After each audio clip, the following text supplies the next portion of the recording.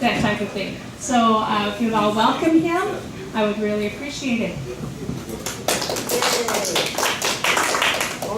Good morning, everyone.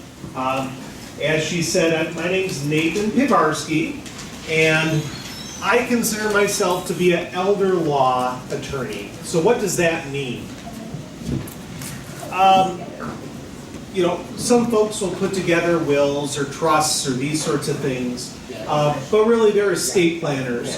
I think an elder law attorney is different in that they really focus on helping folks with the unique legal problems that can come along with getting older.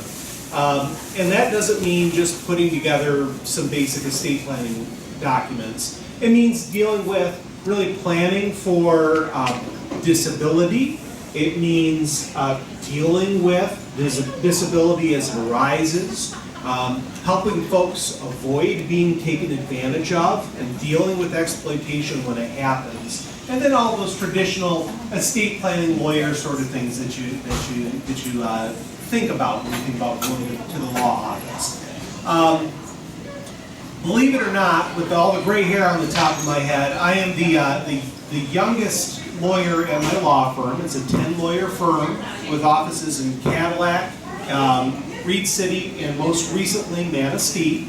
And as the youngest lawyer in the office, this is kind of how I started getting new business. My law partner, who's been practicing for almost 40 years, will call me and say, "Nathan, I've got this interesting project for you." And when someone says, "I've got an interesting project for you" at the office, you know what that means. Because something has gone sideways. So for the decade that I've been practicing law up here, a lot of what I've done is help with situations where someone did not do good planning, or they did planning and then their situation changed and things became broken. And I helped a family fix a broken situation, address exploitation, address changes in circumstances, these sorts of things. The other kind of unusual thing that I do as part of my law practice is I am on contract with the state of Michigan. I represent the Department of Health and Human Services Adult Protective Services Division. So when Adult Protective Services files guardianship and conservatorship petitions up in northwestern Michigan, I'm the lawyer who represents the department. That means that since in a typical year, I'll do as many guardianship and conservatorship cases as what a estate planning lawyer would do, in a decade. So we've seen some really sad situations, and that kind of informs what I'm here to talk with you about today. So when you think about elder financial exploitation, can you give me some examples of the sort of things that you've heard about? Anybody? The telephone scams where they say you won $12 million, but you have to send them $1,000 to process your winnings. That's a good one. We'll talk about that a little bit today. My mom has been recently getting, they call themselves estate planners from downstate calling her all the time. The chicken dinner thing, huh? Well, not so much that. We want to come to your house and talk to you. Okay. We want you to bring your kids in and talk to us. Maybe we can find something. We're trying to handle it the best we can, but I don't know who these people are and how they ever got our number. Yeah. And of course, she's answering with a little mixed understanding of it. Sure. So if elders seem to get a lot more solicitation for things, so we'll talk about the hows and whys of that, and maybe how you evaluate someone who presents themselves to you for services. Another one right here? Yeah, I had one yesterday call. They had kept $2.5 million in their safe. They wanted to know what prize I wanted now. Oh boy, prize scams, yeah. Anything else? Oh, they'll call the grandparents and pretend that they're a grandchild and they need bail money. Send it to. All right, yeah, those kind of fall the Nigerian sort of scams, but with the grandchild variation. Good one? Okay. Son-in-law who does not want to pay back. I loaned him money for a house and he doesn't want to pay back. And now it's an ex-son-in-law, so now I'm sure. Oh, now that's a good one, and I don't know that everyone could hear that one, so I'm gonna mention it again. This is loans to family members, and this could be sons and daughters-in-law, sons and daughters, grandchildren, these sorts of things. That's a great one, and we're gonna chat about that a little bit too. Any others?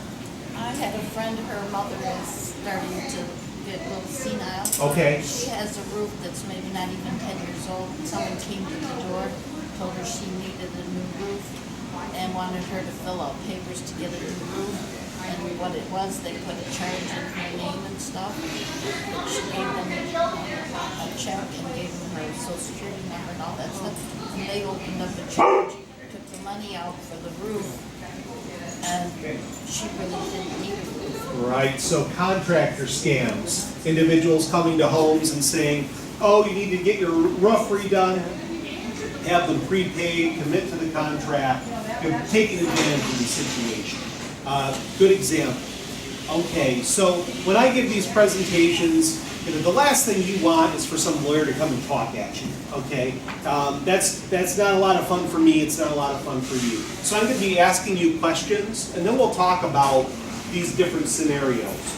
And unfortunately, a lot of these scenarios I've seen, whether I'm in my work for the Department of Health and Human Services or as a private practice attorney. So let's start off with our friend Linda. Linda loves her home in the country. She lives up in northern Michigan. She's got a little bit of acreage. She likes the quiet. The problem is that her vision is getting a little bit worse, and she can't drive herself anymore. And so she depends on her daughter Tracy to help her get around. Now Tracy has a long-term disability too, and she hasn't held a job for a while. And they agree that it'll be Tracy's job to help Linda run around town. Then Tracy moves into the basement. So, do you think that Linda is at risk? Oh, yeah, amen to that. Yeah, so I'm hearing yeah. And this is really interesting. We brought up lots of scenarios involving, crooks calling from Nigeria, and the flim-flam men coming through and doing roofing scams. But boy, sometimes the real threat is a little bit closer to home. And an individual doesn't necessarily have to be slipping mentally. They can just be dependent. There are situations that were really good earlier in life for us. Having our home out in the country, that make us a little bit vulnerable and dependent as we get older. So, if you have a friend who's in that sort of situation, this isn't something where you're necessarily calling a special assistant attorney general or the Department of Health and Human Services, but it may be time to talk about changing the living situation. Selling the place in the country, getting a place in town, looking at other sorts of living opportunities for Linda so that she's not dependent on her daughter.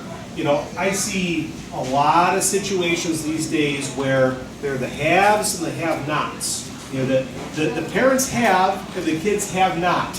And the kids will kind of swoop in and help out and then pay themselves or convince the parent to pay them when they're really dependent. And that doesn't feel right. Sometimes there's some gray area here, but this is an area where I see a lot of exploitation. I would say out of over the last 4 or 5 years, my office has probably done in the neighborhood of 250 guardianships and conservatorships in a 15-county region up in northwestern Michigan. And I would say that 7 out of the 8 cases involve someone who's not taking care of themselves or who is being taken advantage of by their kids. Not neighbors, not nursing home workers, not assisted living workers, not caregivers, not the flim-flam men coming through town. It's the kids. And it's that have-not situation and the dependency that creates that dynamic. Yes? Question now when you're saying the daughter's in the home. What happens if the home I'm not sure what the standings are for quitclaim deeds, where years ago the parents put their home into a quitclaim deed. I know when my dad was on cottage, we had all signed off, so it went on for the back. Sure. How does that affect the property at the end of that type of situation? That's a great question. So the question was, okay, so mom or dad do a quitclaim deed, and maybe they deed the property over to their kids, or they make their kids joint owners on the property. So, I mean, how does that work? In terms of legalities, at that point, the kids are the owners or the co-owners. And if mom or dad want to sell the property, guess whose signature they need to get? Son or daughters. If they want to finance the property, whose permission do they need? Sons or daughters. And guess whose credit score is going to affect the ability to finance against the property? Son or daughters. So there could be some complications that come along with joint ownership. If mom or dad need to apply for Medicaid to pay for the long-term care, and the transfer of the home happened over the last few years, that could actually cause eligibility problems. That would be considered a divestment, and it would have to either be undone, or it could cause some eligibility penalties for mom or dad. So a lot of folks do this, joint ownership of real estate, joint ownership of bank accounts, and a lot of the time nothing goes wrong. But a lot of times when you drive without your seatbelt, nothing goes wrong too. It's when you get in a crash that folks get hurt. So does that answer the question? Well, one of my other concerns on that is too, is the parents in their home, they're doing fine, but something happens and they have to go to medical care, like you were saying. Right. The vice versa. How does that protect their investments and the mom's investments? Or does that allow medical care to come in and say, well, this home is ours? Or what type of timeline is that on that? Sure. So the question was, if mom or dad go into medical care and we're applying for long-term care help, which is Medicaid Extended Care is the name of the program, how is that going to play out? Is it going to cause problems?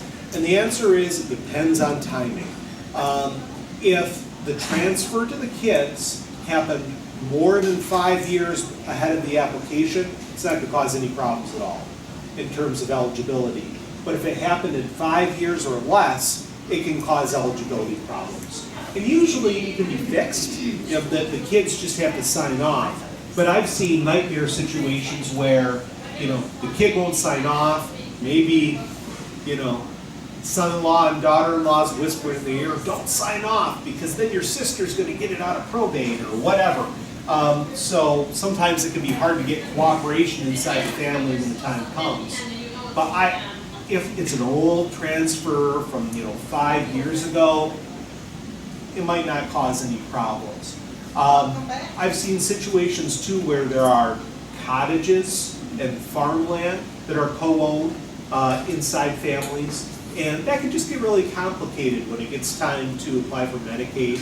And I would just suggest that you probably will need the help of a lawyer to explain to the agency and figure out what needs to be done if that situation comes up. Because it just can real estate can get real tricky, and Medicaid eligibility can get really tricky. That's a great question. Thanks. Can I give you another scenario? Okay, so let's talk about Bob and Jane. They've done a good job of saving a nest egg, and they have about $300,000 saved in IRAs, and they own their home free and clear. And this gets to your scenario. Jane's memory starts to slip, and everyone can see the writing on the wall that in a few years, we might not be able to keep mom at home. So the kids tell Bob, we don't want Medicaid to get this. We don't want the nursing home to get this. So let's add us onto the deed, and let's start transferring the money over to the kids. Do you think that's a good idea or a bad idea? I'm seeing some nodding back here. What do you think? I think it's good. You think it's a good idea? Why do you think it's a good idea? Well, because a lot could happen in the time that she has it. Yeah, the answer she gave is a lot can happen in between the time she starts slipping and when she needs nursing care. Any other thoughts?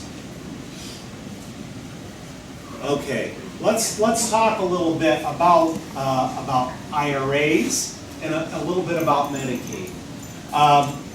Medicaid has something of a bad rap. You know, it's a welfare program, and it's means tested, which means, you know, the agency will look at your income and your assets to figure out whether you're eligible. The tricky thing is, some things count against the asset limit and certain things don't. Guess what the number one thing is that doesn't count against your asset limit? Your house. It counts $0 towards your asset limit. And if you're married, there is a sum that's set aside for to support your spouse in the community. That's called the protected spousal amount. Okay? And there's kind of a range of what the protected spousal amount is. It can never be less than about $20,000, and under the administrative rules, it can never be more than $120,000. It's actually $119,700. But the lawyer can go to probate court and get the amount boosted. Okay, so typically, when I have a family come to me where they're going to be applying for Medicaid, it's pretty easy for me to get a court order that would protect a nest egg the size of $300,000. So that family would not have to transfer any assets at all and would not have to spend down at all. They would get to preserve all of that money and have mama receive Medicaid for her extended care. So what happens is people panic and they don't know that those tools are available and they start doing hasty stuff. So what happens, say you got a $300,000 IRA and you yank all the money out in 1 year. How much tax do you think you're paying on that? 100 grand, something like that. Okay, you might be paying at the 28% tax bracket. You know, when you take money out of an IRA, that's ordinary income. So when people panic and they take that money out, they're paying way more tax than they need to. So when you're transferring that money over to the kids, you're causing unnecessary tax. Ouch. So that's bad thing number one. Bad thing number two is, if mom actually needs to go into extended care within 5 years, those transfers over to the kids are divestments, and they're going to cause eligibility penalties. So the Medicaid agency will ding you for 1 month of eligibility for every $8,000 given away to the kids. So then you'd have to get that money back. But there's a funny thing that happens when you give money to your kids. What do they do with it? They spend it. So what happens if you have an eligibility penalty and then the money's already spent? Suddenly you have no way to pay for the care you need. That is a disaster, okay? So I think, you know, a lot of fear and a lot of kind of coffee shop myths cause people to do hasty things when they, you know, when they find out they've got a tough healthcare situation. So that's Bob and Jane. Let's talk a little bit about Kurt and Agnes now. So they're involved with their church. They play cards with their friends in the neighborhood. You know, they're in their 70s, but they regularly volunteer to help the old people at the nursing home. You know, they come by, bring communion to them, those sorts of things. And then we have a really sad surprise, and Kurt dies. We didn't know that he had any health problems, and he leaves us. So Agnes's memory is as sharp as a tack. There's no question she understands her finances, but boy, she's really depressed. She's starting to kind of withdraw. She doesn't feel like going to church and going to play cards with her friends anymore.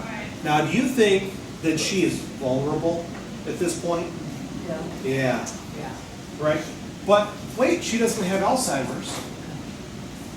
She knows her money, but she's still vulnerable. All right? We've gotten so fixated, and when people come to me, they're always asking, this person didn't have capacity. They're incapacitated. In my mind, that rarely matters. What makes you a target for exploitation is anything that makes it hard to deal with living. And that can mean being lonely. It can mean being depressed. It can mean substance abuse problems. It can mean not understanding your finances. It can mean a lot of different things. And I think, you know, we worry so much about whether a person has capacity or not. That's not really an all or nothing thing. Really what we need to keep an eye out is this friend or loved one vulnerable? And are there some things we can do to make them less vulnerable? Can we draw them back into social life? Can we change their social situations so that they're seeing people and doing activities more? Are there things that we can do to help them with the one thing that they're having trouble with? Maybe writing the bills and balancing the checkbook. So, it's too easy to think of vulnerability as an all or nothing thing when it can mean a lot of different things. Yes? When you're dating a long-term spouse and you're very vulnerable because you actually want to die yourself, and people take advantage of you all the time. It happened to me. Yeah, thank you for sharing that. So what she said is when you lose a long-term spouse, you are very vulnerable. And that is so true. Most of the cases that I have through the Department of Health and Human Services involve an individual who lost their long-term spouse. And you help each other out. And there's this whole romantic idea, you complete me, right? So, at my house, I take care of the checks. When we got to argue with customer service, you have the lawyer call and argue with customer service. You know how it is. So, you help each other out with things, and then there's that hole in your life.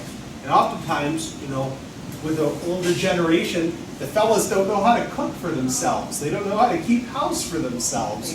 And they run into a lot of trouble. And that can create situations where you have dependency. In the situation where the caretaker comes in and kind of ingratiates themselves and starts getting gifts. A sense of loneliness where getting those thank you cards from the charity that you don't know much of anything about fills a hole in the void. There are a lot of risks here. So when you have friends and loved ones who have that loss, they're going to need help for a long time filling that hole in their lives. And it's not too often what happens is everyone's very dear during the first couple of months, but eventually the phone calls kind of slow down. So one of the ways that you can help fight exploitation is to kind of help weave people back in. Help weave your friends, your church members, your buddies from the senior center back into life. And keep an extra special eye on them to see if someone's kind of swooping in to take advantage of that hole in their lives. Ask you a question. You bet. Speaking of not having Alzheimer's or dementia, but Sure. they're not functioning like they should be, my friend that I told you about signing for a garage and that, my nephew is a psychiatrist, and he said that she was going to try to have her declared that, and have a lawyer that handled all her things. But he said as long as you know who you are, your address, who's the president, simple questions, they can't claim you not incompetent to handle your own affairs. What is your take on that? Okay, so what she just shared is she had someone close to her who had been taken advantage of by the roofing contractor scheme, and there was discussion among family and friends. What can we do? Can we get this contract undone? And the answer they received was, well, if you're oriented to time and place, if you know who the president is, you're not going to be able to get that contract undone. And I would respectfully disagree.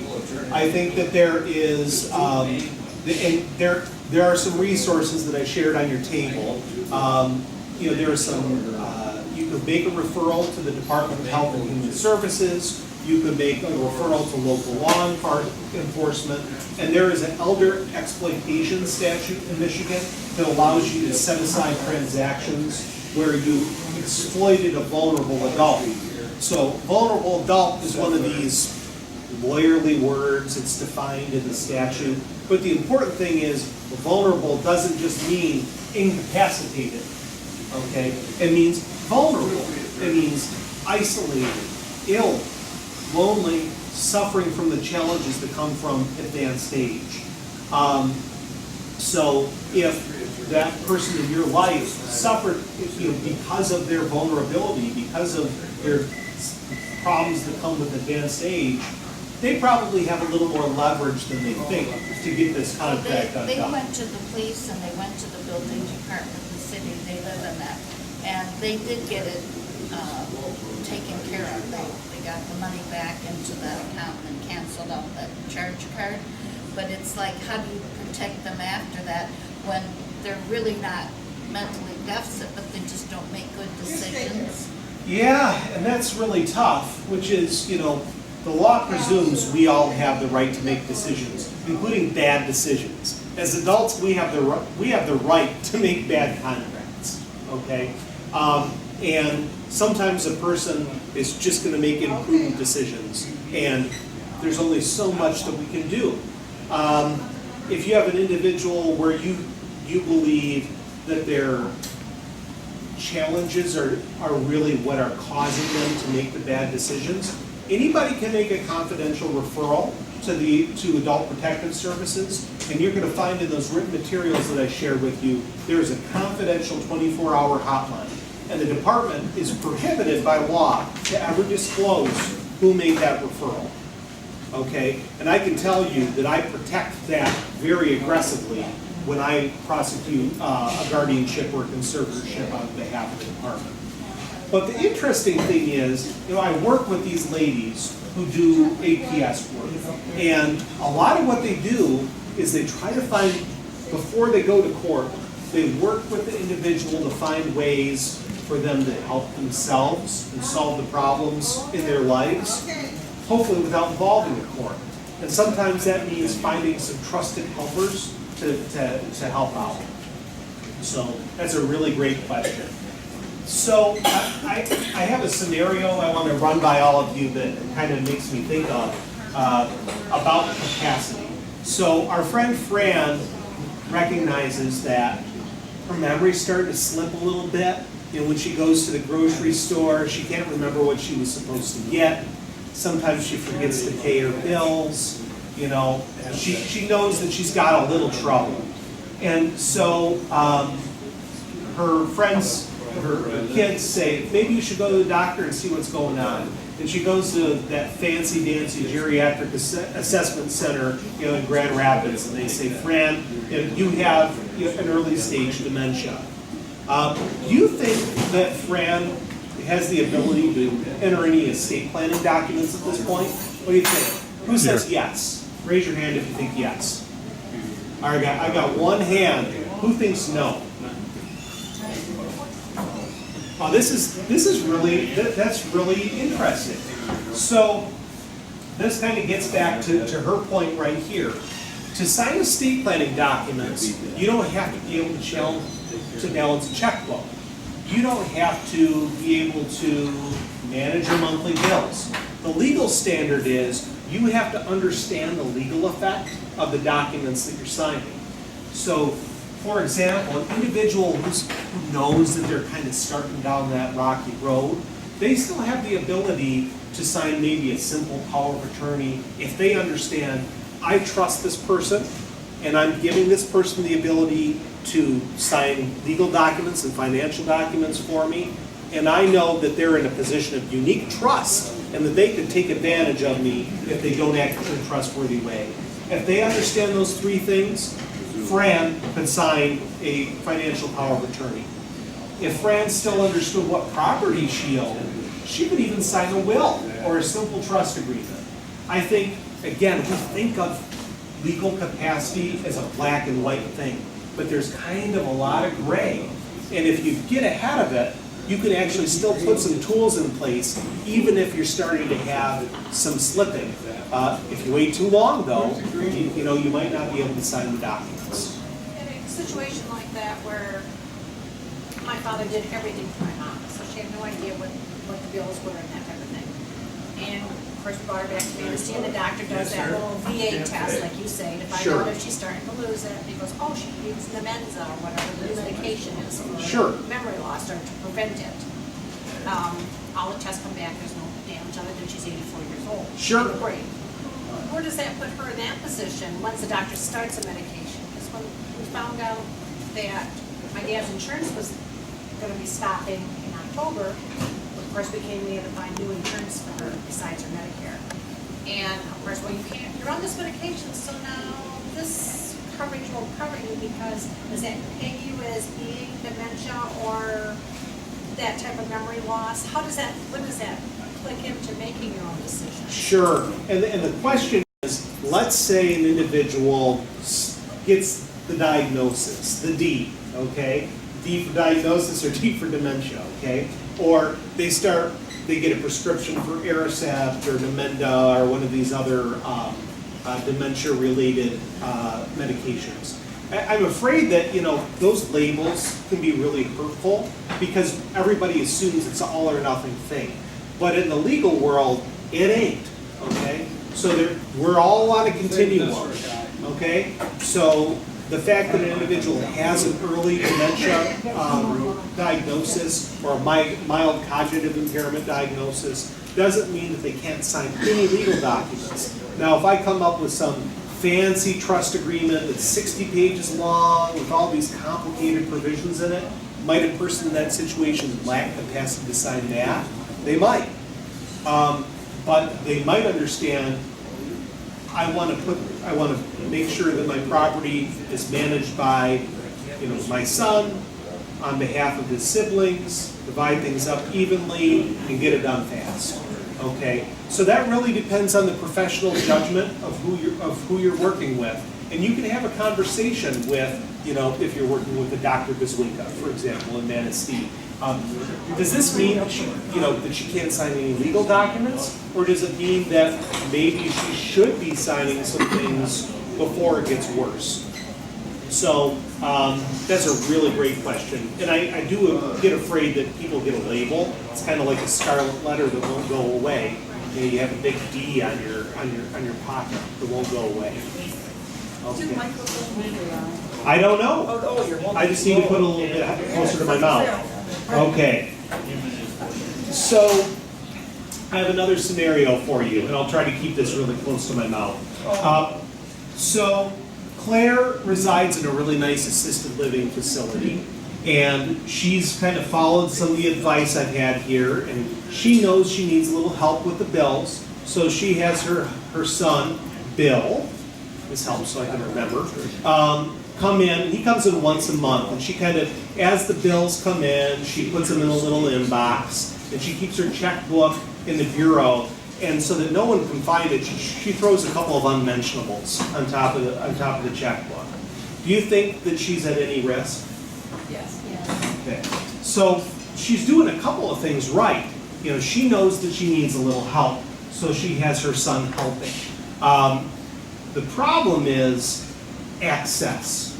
And this could be whether it's at your personal mailbox or if you're living in assisted living or an apartment. You got to assess who can get at the statements I have, who could find my checkbook, who could find out what my account number is. And let's face it, senior communities are bigger targets for this sort of stuff. It's just folks prey on and target senior communities. So making sure that your mail, your statements are secure, and that you're kind of systematically looking at them every month. And shoot, if you've got any investments, how much paper do they throw at you? I help families with Medicaid qualification, and what I find is generationally, elders tend to hold on to every piece of paper and believe that they need to process every single piece of paper. And so I have some boxes of all those stupid disclosures that these companies have to send. It's really overwhelming. But it's really important to look at your statements every month and make sure that they're in a secure place. Something with either with a lock or a combination. Because otherwise, if they're left laying around and if they're left unchecked, that gives someone the opportunity to swoop in and engage in identity theft. So, Can I ask you a question? you bet. While you're talking on checking, what are the pros or cons on like since my husband is deceased and I have my name only on my checking account, adding like my sister or son or something on the check so that they could, something were to happen, they could write checks for me, or is that a good Sure. thing or bad? That's a great question. So the question is, should I add, my sister or my kid or someone on as a joint person on my account? Because I worry about no one being able to take care of things for me. The other way I hear this question is, I don't want to have probate. I want to make sure that my bank account passes to my kids or whatever without involving the probate court. So oftentimes what folks do is they make loved ones joint owners on the account. It's really important to ask questions of the bank staff of what you're doing, because there are lots of different ways to slice and dice this. It's different at credit unions and banks. They have totally different laws about joint accounts.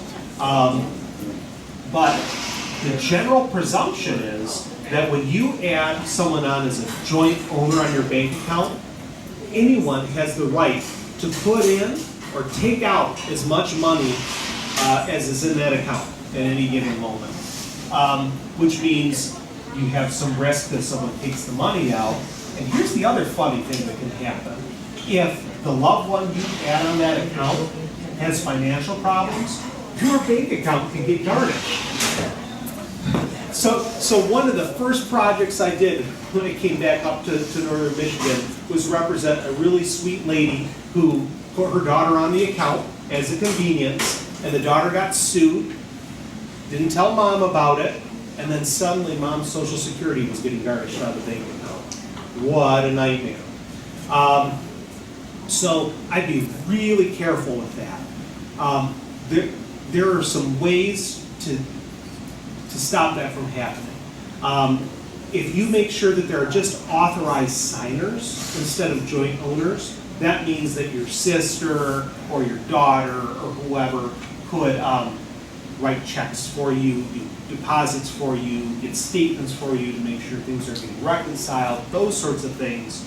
But then her financial problems wouldn't visit upon you on account of being a joint owner. Here's the other thing that I see happen. Mom says, okay, I've got 5 kids and I don't want to, I've just got a little bit of money in the bank account, maybe some laddered CDs, and I don't want to have probate. So I have my trusted son. And my trusted son will be the joint account holder on the CD. They'll be the joint holder of the CDs. They'll be the joint person on the account. And then mom dies. Well, in the eyes of the law, that's son's money. And then we're trusting that the son will do the right thing by his siblings. Sometimes he does, sometimes he doesn't. And other funny things happen. Maybe son has financial problems, and then that money's his, and the creditors glom onto it, and it doesn't get to the siblings. So if we're looking to do estate planning on our bank accounts, most banks will allow you to do something called a transfer on death, TOD. Sometimes they just say beneficiary. So what you would do is you would ask your banker to print up your account card. They still call them account cards, even though they're 2 pages long these days. So, and usually toward the bottom, they allow you to name beneficiaries a lot the same way like you would on a life insurance policy or on a retirement account. And if we're looking to do easy peasy estate planning with bank accounts, I would use the transfer on death on your account card to do it, not joint ownership. Joint ownership can cause so many problems, even if people are being completely honorable. How does that affect, this hypothetical again, say you have sons, and in Michigan, does the daughter-in-law assume anything that the son had? If the son were to have died, does it automatically go to the daughter-in-law, or is it just that person? I mean... And now you're getting into some of those fix-it cases I got to do as a young lawyer. So, the scenario that she just shared is, okay, so mom names son, trusted son, as the joint account holder, and then mom dies. Or even the son dies. And then a month later the son dies, and nothing happens. That is now the asset of son's probate estate. And guess who the #1 beneficiary is in son's probate estate? His wife, ahead of mom's kids. So you do not have the sort of contingency planning, when you do joint ownership like that. You could run into some really messed up situations. Yeah. I was told you can't, like Social Security, no one can attack.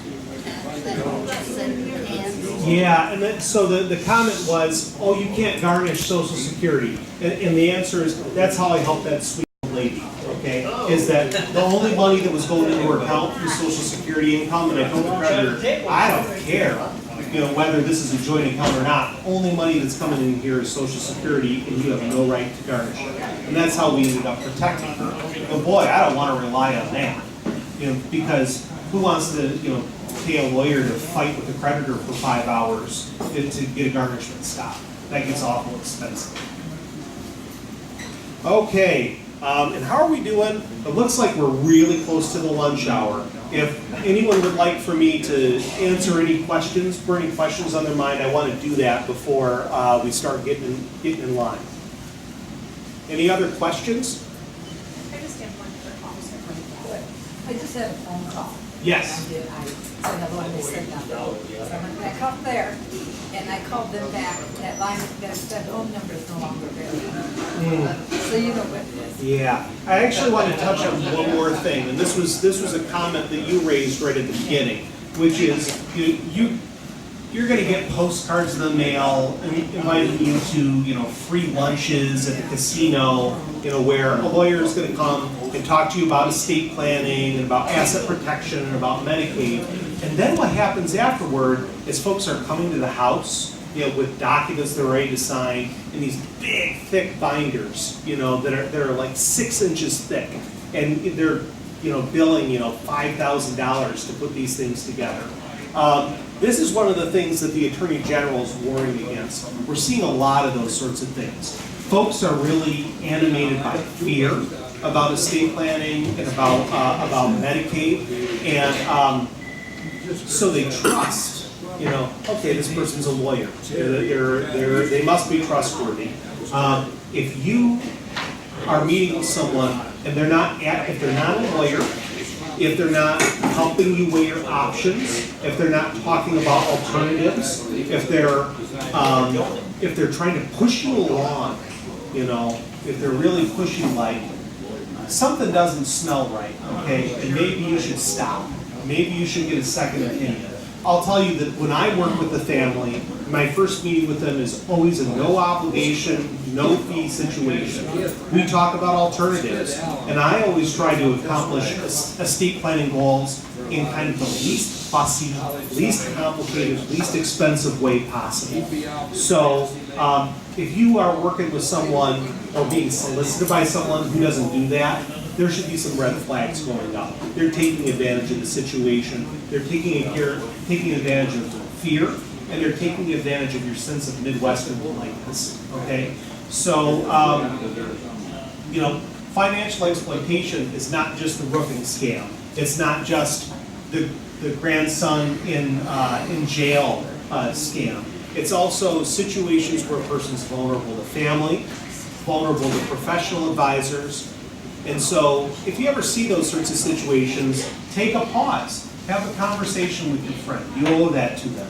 And if you believe someone's being actively hurt, please do call that toll-free line that I provided. There are special hotlines for kind of general adult protective situations and for abuse and fraud in long-term care situations and those materials. So I urge you to look at that. I urge you to look at those resources. I don't want to keep you too much longer because folks are about to be served lunch. I did provide some cards for you. If they're, you know, I'm doing this as a public service. I don't expect to get any business from it. Don't feel any obligation. But if you want to chat with me about a legal topic, if you'd like to have me be a resource for your church or for your community center, please feel free to mark out that card, and my office will follow up with you. So I really appreciate your time and attention and your good questions. Thanks, everyone. Thank you. Where is the anonymous one? The anonymous number, let's see here. The hotline? Or Yeah, it's the Adult Protective Services hotline. the hotline, you don't have to give your name. Yep, you don't have to give your name. It's available 24 hours a day, and it'll always be confidential. And what you're going to find is when you call that hotline, Those workers are gonna be making face-to-face contact with the individual who might be being hurt within about 24 hours. So, there's some really prompt personal attention that happens if you make that call. You bet. I have more materials and I will make them available at the table out here, okay?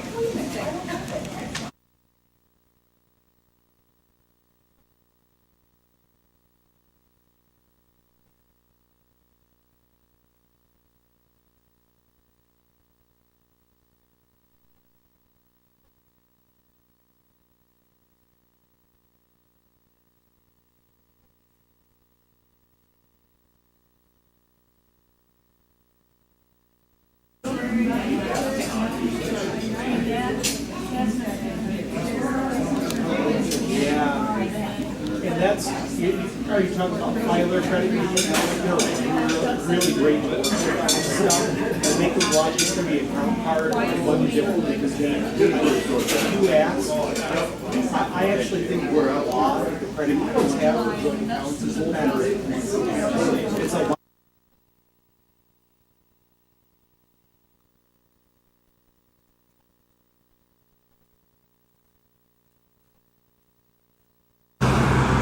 Well, our camera won't pick up on the sign. It's 86 degrees.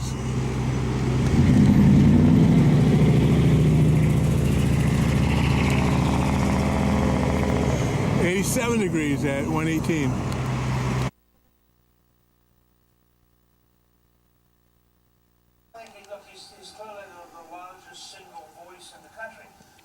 Well, it's Thursday morning. Gray Cat is taking a nap. She's already had a sunbath. She got up in a window ledge and laid and slept and rolled over. Now she's in here where there's no sun. At this spot, there is sun in here, but not right there. She has no interest in the news, except the news is on.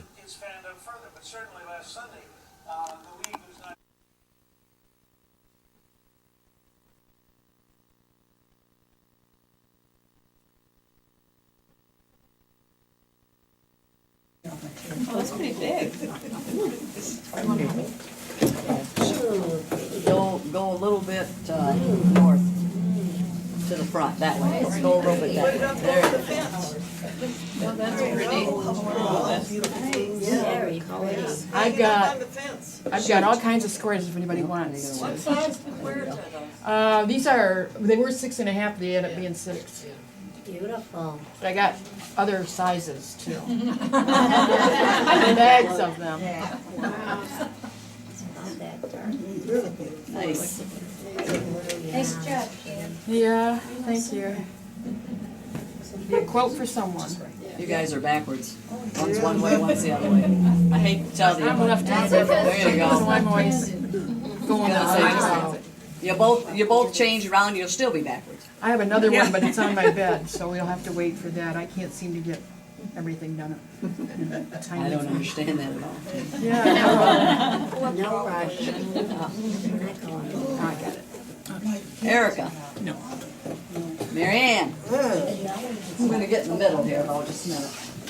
Somehow I wound up with a bunch of fat quarters the other day. Christmas already. Oh. They're all Christmas. Hang on. Can you pop it so you can see it? Wait, Table topper. Yeah. Yeah, something like that. I gave most of them away. Very pretty. I wound up with 3. Very pretty. I like that. I have a table that size. I don't have anything. nothing, Jan. I got some. No, this is a small one. You need help? No. I wanna know who made this quilt. Does it look familiar to anybody? No, but it's really beautiful. I'll clean it. Can you, when she pointed toward the camera? Now, this quilt was done by somebody who really knew what they were doing. It's beautifully pieced work. Oh. There's the double, there's the flanging around the around between the border and the blocks. Jan and I went over it with a fine tooth comb, and it's wonderful. I bought it at Goodwill for $5.99. Is that something? Oh my God. How could anybody put anything like that in there? I don't know, and I bought some fabric down there that is this on the back. So I'm thinking maybe somebody was an estate and they cleaned out. Yeah. Yep. Because you keep putting out a little bit of stuff all the time to keep me coming. Within walking distance, too, almost. Yeah. You're close. I see Yeah. you're close. You can Yeah. go there every day. Yeah, I do every morning. Don't tell them there's an I'll undersell. put it up here so you know. Oh, it's beautifully done. It's gorgeous. I love that. That looks like some fabric with the fish on there, Beth, that you gave me. Some stuff like that. Yeah. Maybe it's, be. it was hers. No, it But wasn't if- mine. I wouldn't be putting my stuff to Goodwill. And if I had made something like that with what she gave me, it wouldn't go to I Goodwill just either. want, because it's very similar to a Black in the Month that we Yeah. did probably 10 years ago. And I'm just trying to think who would have died or something to The leave moral it. of the story is And I did have that label your fish stuff. fabric, so I recognize the fabrics. If they put it in Goodwill, they might have taken the name off. Even if you take a magic marker that is, permanent and write it somewhere. Yeah, but like she said, if it's going to Goodwill, nobody wants to see it. And when I die, now that So we when I lie, die, all my I stuff is don't. not. It doesn't matter. You know who I am or not, I don't. Mary, I did bring two old quilts that we're gonna look at, but I also finished, this was a class of Sherry's for a centerpiece. We're still doing the class too. And I finally finished it. I started it last year and then I had it pinned wrong, so it didn't go together right. And I went in the other day and she told me to unpin it. There it is. She'll straighten it. Very nice. She did. It took her 2 seconds. Beth, Sue, Marge,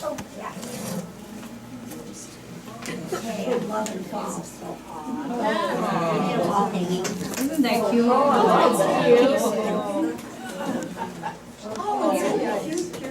She sure has come a long way. She does great stuff. as tall as she Let's is, see she the can't back. get much higher. Let's see the back. Oh, turn it around again. The back. Oh, that's nice. Cherries. I recognize that. It's not hard, after you get it all cut out, it's real easy. So are you saying? Okay, is Great that job on that. That's it. it? Okay, It is. Becky. Yeah, I brought a quote that my great grandma made for me. Now, Sit here. here, if someone would help me hold it up. I was born December 51. As I understand, this was ready for me when I was born. So, Pretty. one of the things my mom did was put it in her cedar chest. So we all know that there's little spots from here or there. Some of them could actually be blood spots from grandma, but it's all machine done. And so would you say these are all like 40s materials or are they 50s?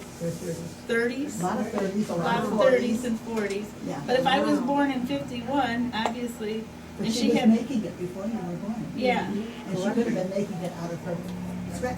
I think so. Don't Because- know, there's a lot of fabrics that are probably house dresses. Oh, yeah, right. And I had jammies out of this stuff. My mom had squares that she made, stuff out of, so yeah, that's, like this one. We had, extra, see that, whatever that yellow and red is. We had lots of that left over. That was the interesting thing, is Mom still had lots of stuff. And she didn't realize what she had, so she gave it to the Mennonite ladies, and I learned how to quilt with them. So they had lots of squares and things for their charity quilt. But this is what it was. But anyhow, that's what I brought for you to tell me they're all 30s and 40s. There's 30s in there, there's 40s. Okay. And there's materials, but, they're predominantly 40s. Because if you feel this, that's probably the feet sack stuff, isn't it? Because they're Well, that heavier. is deep set. Yeah, because she had lots of feed sacks. So, yeah. March.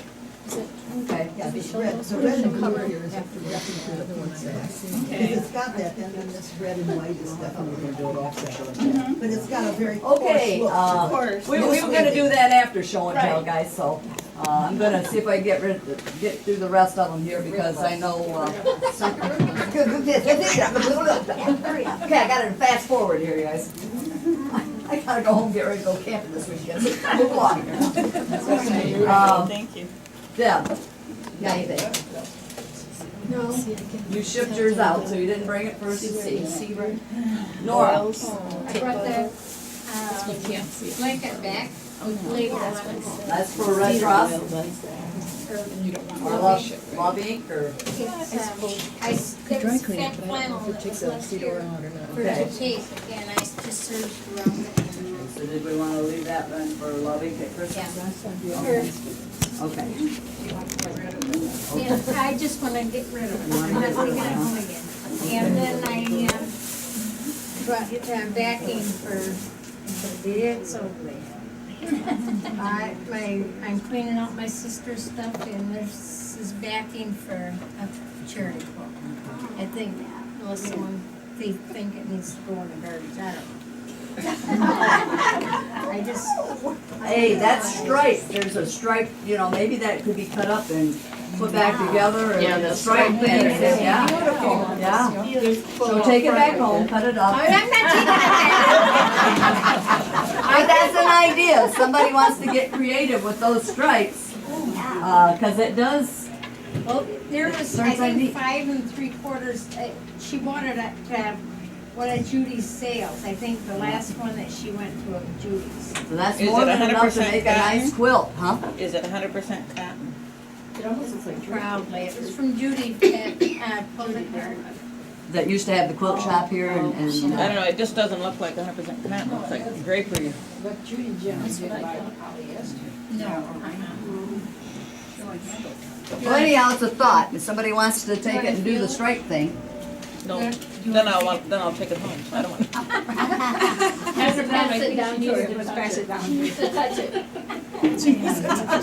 Yeah, Feel pass that it around, paper. see Feel if that anybody connects with it, but that would do a. It would be nice for backing for a men's quilt. That would work, yeah.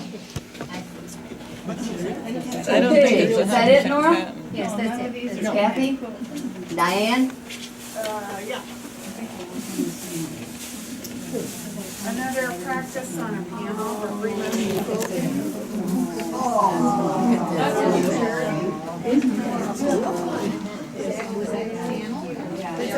Can you see that one? And then I just put the polka dot border to match the backing. And did the outlines and practice pre-mesh and quilting, and now I'm ready to start doing something a little more exciting. That's nice and colorful. Yeah, it is pretty colorful. Very nice. I like the binding out of this. Yeah, I like straight. Very cute. So wherever Charity, I've got our label on it, for Manistee before. You need a label or you do? No, I've already got it on. Ready to go. We've got the Red Cross and the pregnancy and Love Inc., so. Whichever you feel. I think this is, should go with pregnancy here. Okay, let's put those two together.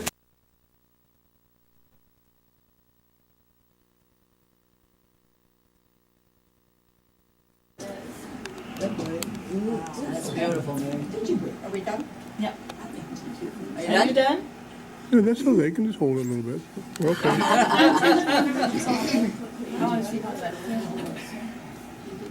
Any more? Yeah. Sure work better. I know somebody's been working. Pillowcases. Mary, that last one that you held up, was it a panel or is that all hand appliqued by you? It's a panel. It's a panel. And she's hand quilted it. Yeah. Yeah. And I made pillowcases. Okay, hold them up. Just, just kind of the pile there, you go, that'll work. That way if I don't remember, I can look at my pictures. And I made trick or treat bags. Oh.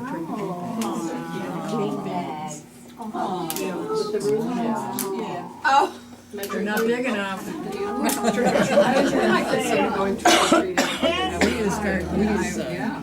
Getting a new great-granddaughter and the shower's in November. So I'm going to sandwich it today.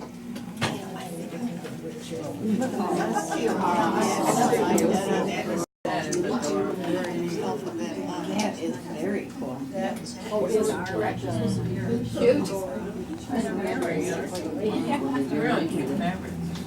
Next year. It's been in my thoughts for a while.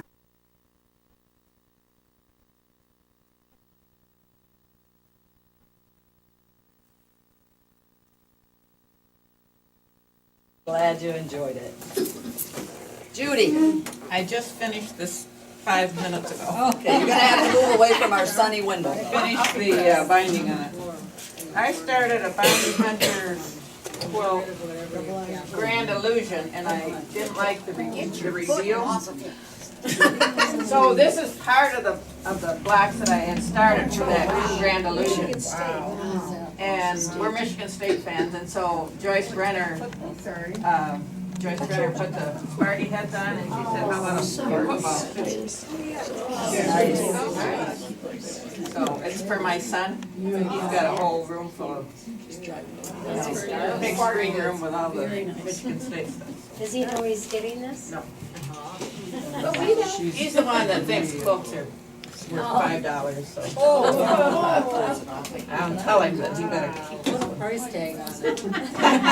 There you go, on the label. Yeah. Label it with the price tag. Okay, you got more? Nope, that's it for today. I brought this one for Beth. Oh, It's a friend of mine's, not mine. okay. Anybody else want to show us anything? I'm not gonna ask if you want to tell.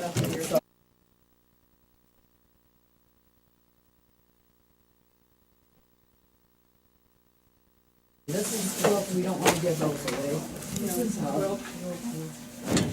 Charity, okay. Charity. Well, that's what I said, I know they're not, I don't know what we're